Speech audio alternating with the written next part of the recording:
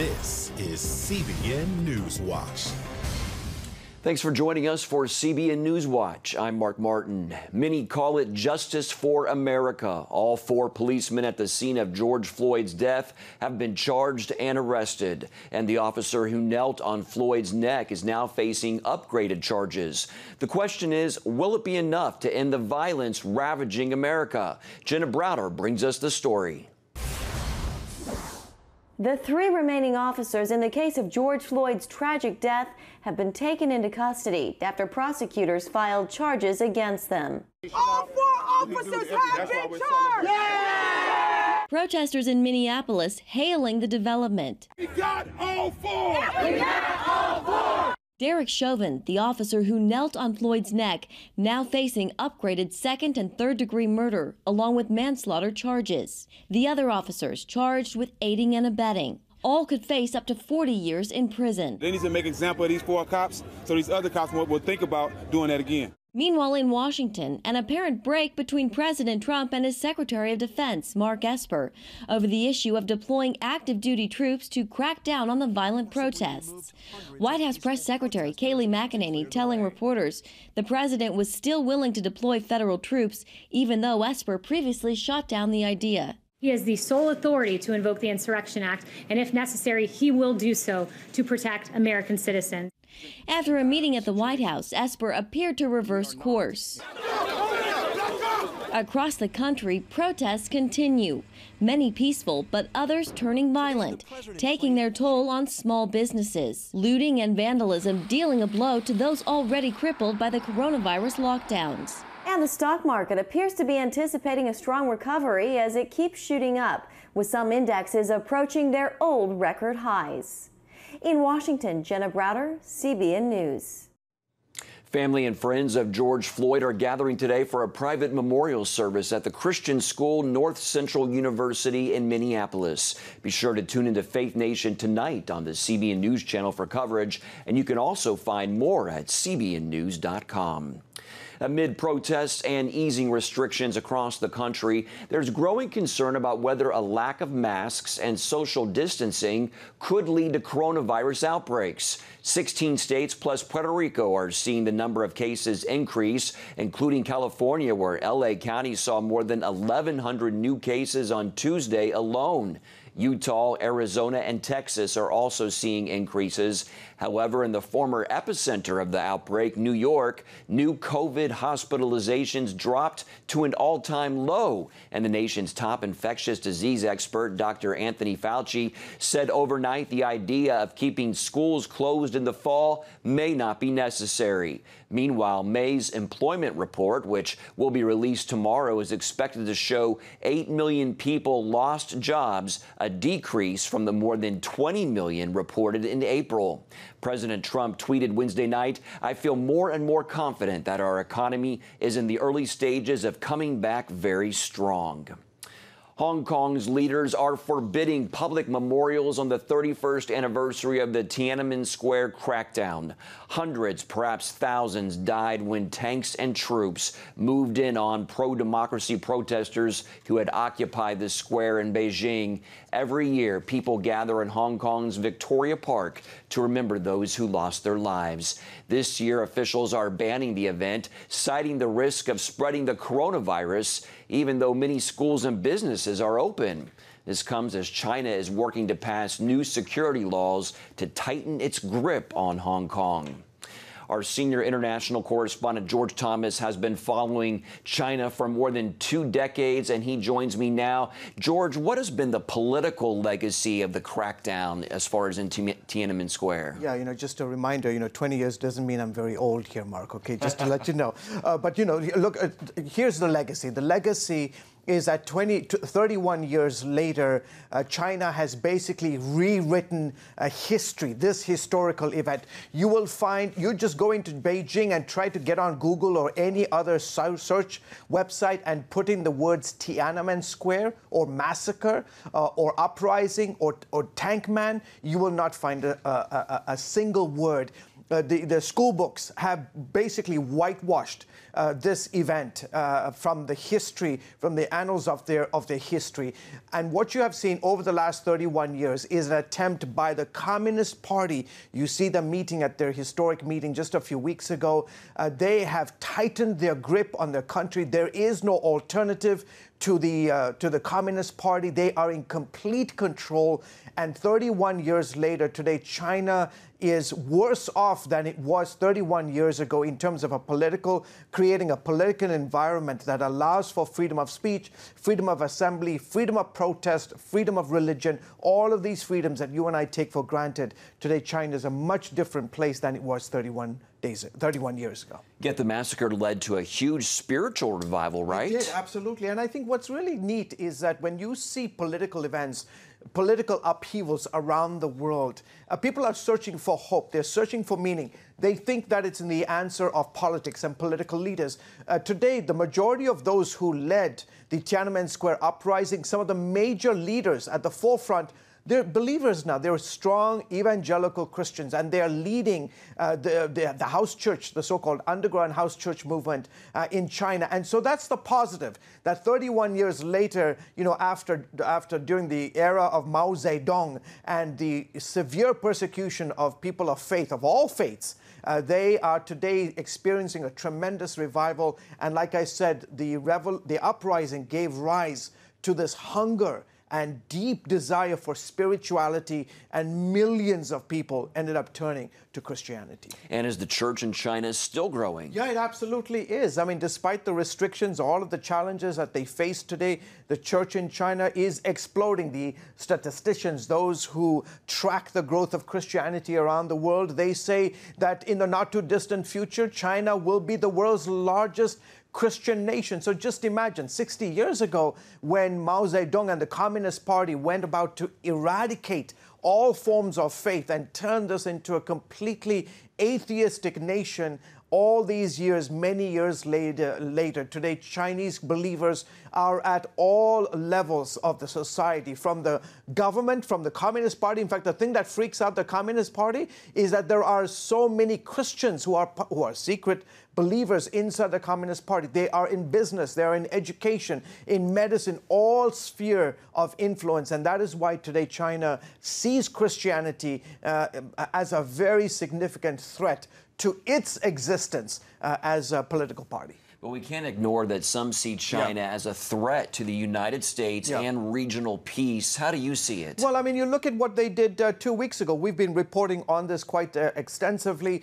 China made this enormous move on Hong Kong. You remember Hong Kong had this deal for 50 years that it would be this free, autonomous region separate of China. It was supposed to expire in the next 23 years. China 2 weeks ago said, no, we're not going to wait. We're going to step in now. And now they're, introducing these new security measures, very, very strict security measures that would really severely curtail freedom of speech, freedom of assembly, the sort of the separateness of the judicial system. And in fact, just in the last 48 hours, the Hong Kong Parliament decided to pass this bill that basically says if you degrade or say anything against the Chinese national anthem, you're in trouble.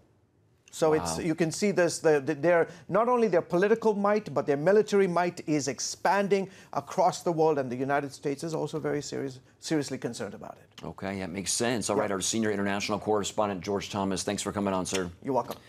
53 years ago, Israeli soldiers captured the old city of Jerusalem. As Chris Mitchell reports, many see Israel's victory in the 1967 Six-Day War and the liberation of Jerusalem not only as a dramatic change in history, but a fulfillment of prophecy. Here at the Lions Gate on June 7th, 1967, the 55th Paratrooper Brigade of Commander Marty Gore broke through Jordanian defenses.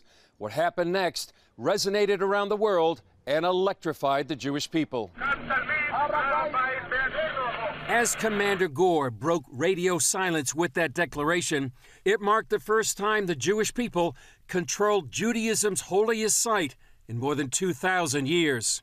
Within 6 days, we returned to the biblical land of Israel, all the mountains of Judea, Samaria, the Golan Heights.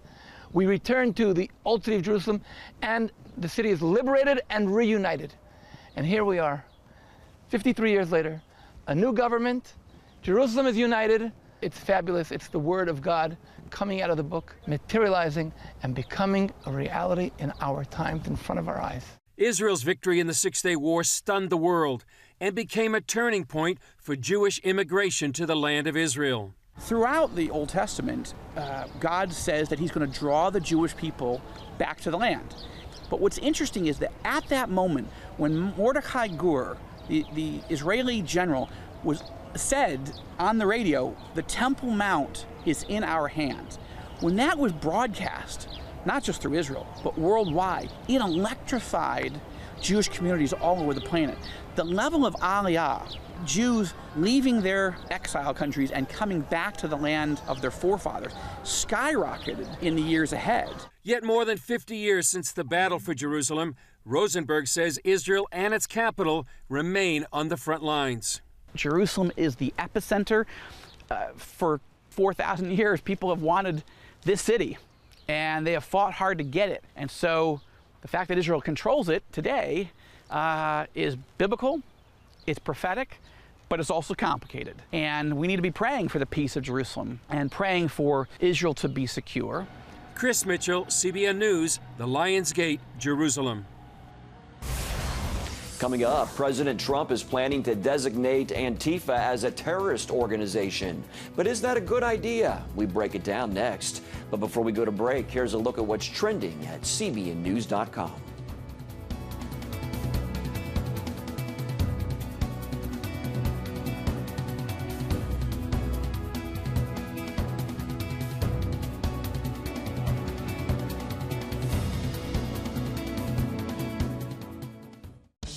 Introducing the CBN Bible from CBN.com. Now, an easier way to study the Bible and grow in your faith. Highlight your favorite verse. Read separate versions at a glance. Click and read a commentary. Or cross-reference your favorite verse using the Strong's Concordance.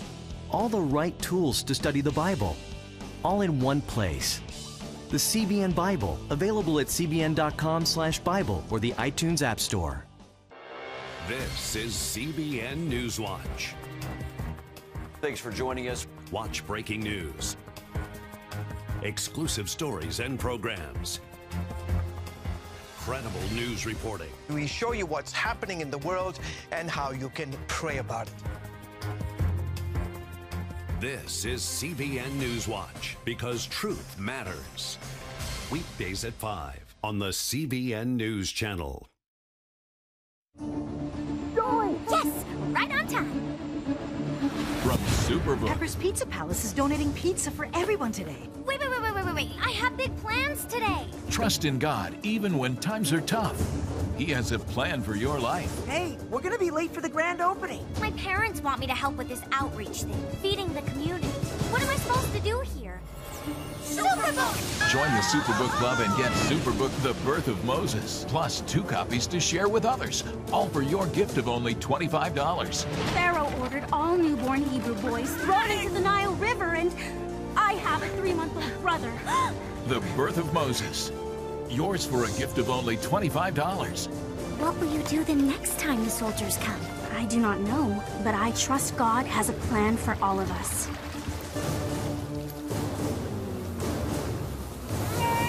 Superbook Club members, free streaming for seasons 1, 2, and 3 is now available.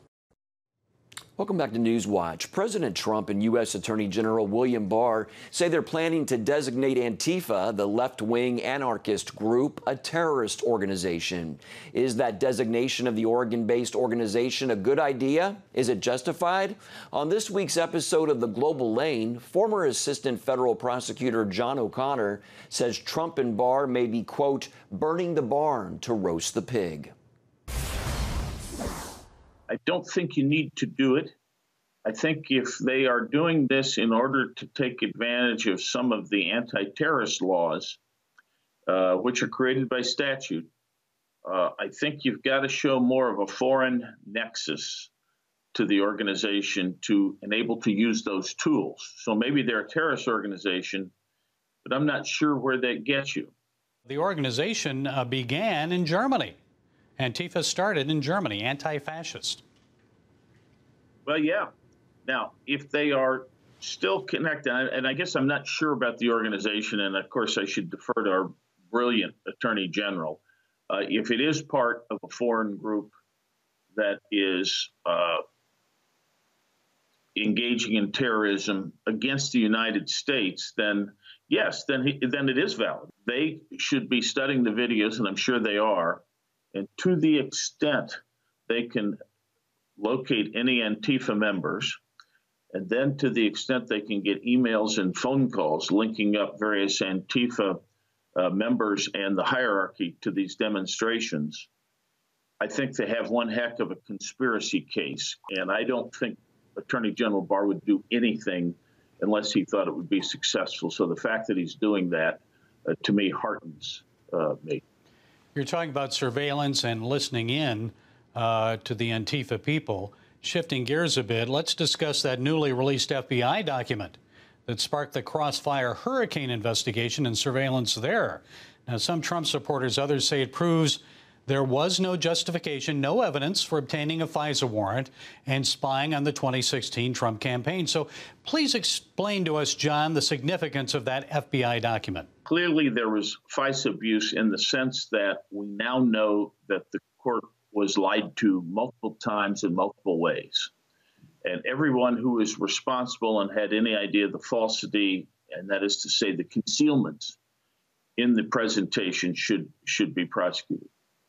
The recent documents about Flynn, and especially the memo, the Susan Rice memo from the meeting in the Oval Office, are striking to me, some of the recent documents, including that memo, because it shows there was an obstruction of justice by James Comey, at least, and perhaps and others knew about it that were in that Oval Office meeting.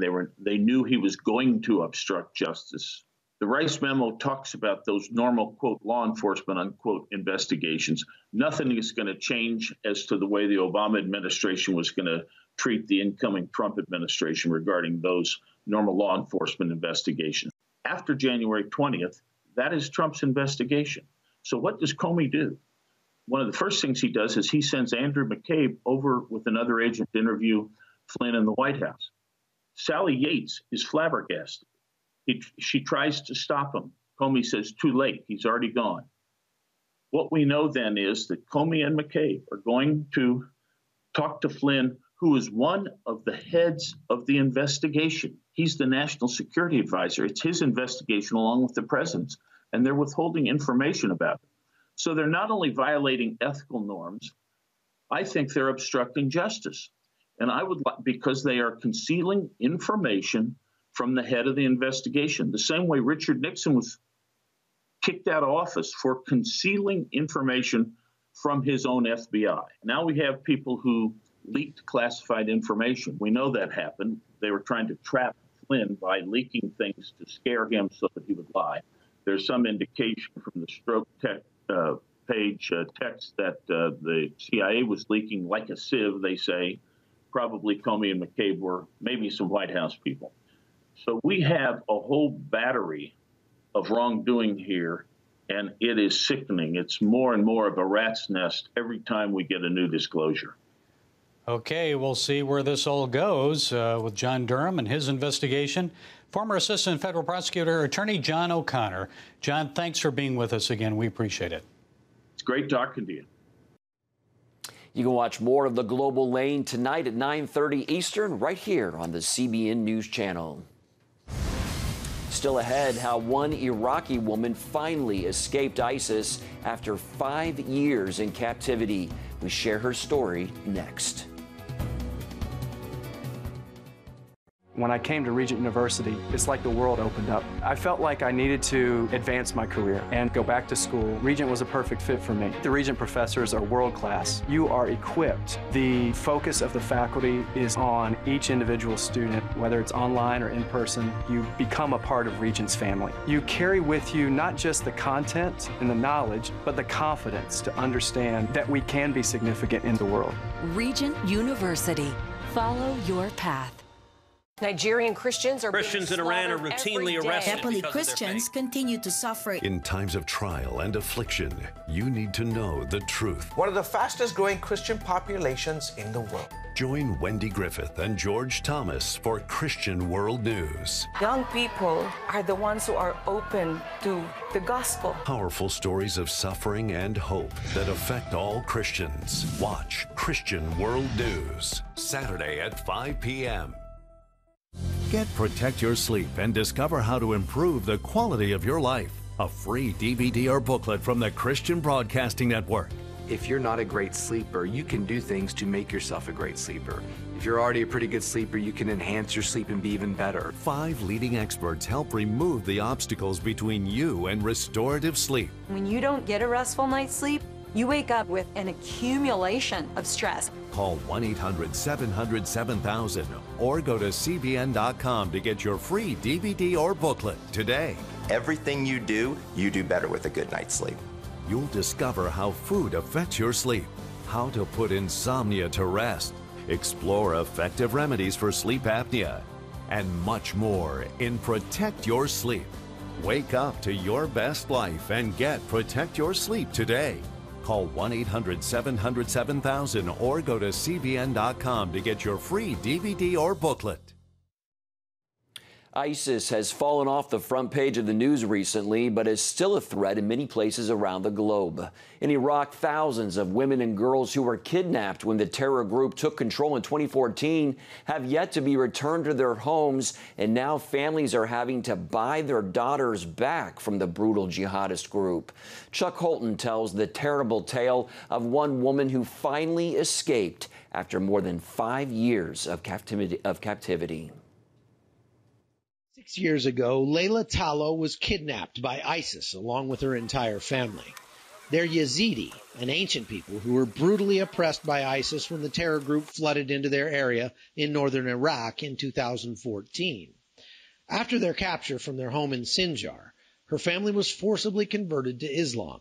This allowed her family to live as second-class citizens for a while, working for the Islamic State mainly as herders, along with other Yazidis who were moved there. This is the room where my husband and I were living.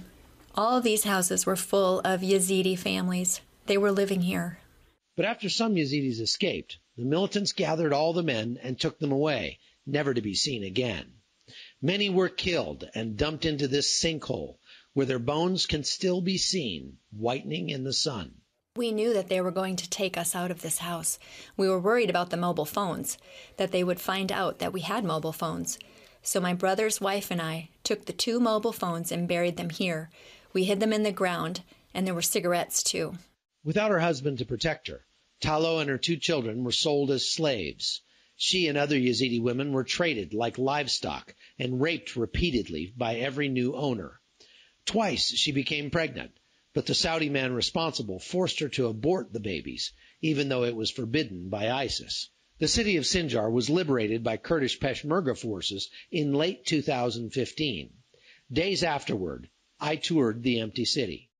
You know, if you ever heard of the city of Stalingrad in World War II, this is what I imagine it looking like. Look at this. Everything just collapsed, destroyed. It's just a wrecked and shattered city. This just goes to show that ISIS only comes to kill and steal and destroy, just like someone else we know. Dr. Anne Spicard has interviewed dozens of escaped Yazidi women and their families. One Yazidi family that I spoke to was step-by-step buying their daughters back from ISIS operatives. And it tells you that there's something corrupt and horrible going on, that ISIS is still able to operate. ISIS treated these women as subhuman and, subjected them to rape and treated them as slaves. Finally, after being abused by at least 7 different men, Layla's family was able to secure her release by paying a ransom of over $19,000. She recently took journalists back to see where her ordeal took place. I wish I was back in the past, even if I was in the hands of the Islamic State. But at least then I was living with my family here. My brothers and my husband were alive. No matter how long the captivity, 5 years or more, as long as we were together and not separated, regardless of the suffering and no matter what happens, but not to lose them. The systematic abuse of women continues in many places, but only under ISIS was it given theological justification, and many women have yet to be freed. According to Kurdish authorities, at least 2,900 Yazidis have yet to be returned to their families, including more than 1,300 women and girls. When I was here, I never thought that one day I would be free. Now I am here and I am free, thank God, but I will never forget the suffering they caused us. But for Layla and those still waiting, closure won't come until every Yazidi girl comes home. For CBN News, I'm Chuck Holton. Eye-opening report. Well, coming up after the break, how one man in Romania is hoping his new invention will help people stay 6 feet apart.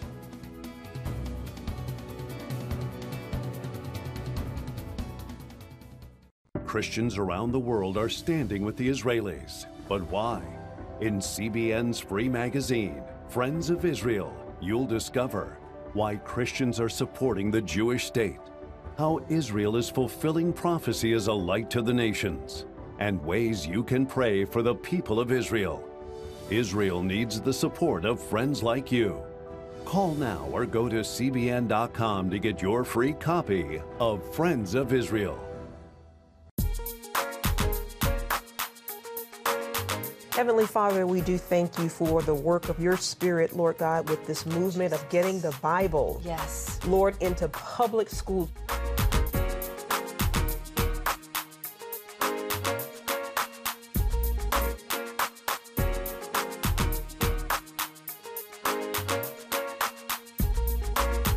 Watch The Prayer Link, Tuesday nights at 6:30. Hey, if you're tired and exhausted all day, you can't think clearly, and you really just need a cup or even a pot of coffee to get through your day, then join me, Dr. Josh Axe, for this new series where I'm going to teach you how to transform your diet and use essential oils and supplements to get a better night's sleep. Protect your sleep and live your best life with innovative information from 5 leading sleep experts. If you're not a great sleeper, you can do things to make yourself a great sleeper. If you're already a pretty good sleeper, you can enhance your sleep and be even better. Discover a sleep-enhancing bedtime routine, how to put insomnia to rest, learn how to relieve pain that disturbs sleep, and much more in Protect Your Sleep. Everything you do better with a good night's sleep. Wake up to your best life. Call 1-800-700-7000 to get your free DVD or booklet of Protect Your Sleep today. Don't miss out on this brand new series. A shoemaker in Romania has come up with a unique way to help people socially distance amid the coronavirus pandemic. Grigore Lup created a long-nosed leather shoe that comes in a European size 75. That size, about 5 feet long, doesn't even appear on shoe charts. Lup says he saw people not respecting the rules to stay 6 feet apart from one another, so he decided to create a shoe to help them keep the proper distance. Interesting. They look like snowshoes there. Well, that's going to do it for this edition of CBN News Watch. Have a great day. Hope you'll join us next time.